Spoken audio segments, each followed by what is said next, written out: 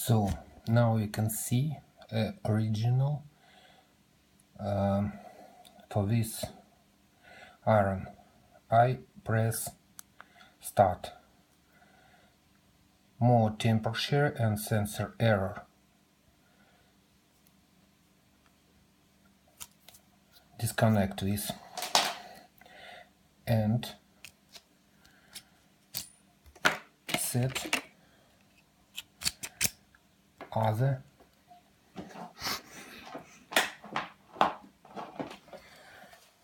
and put the power and enter this. So you can see a correct temperature, and this iron type is good.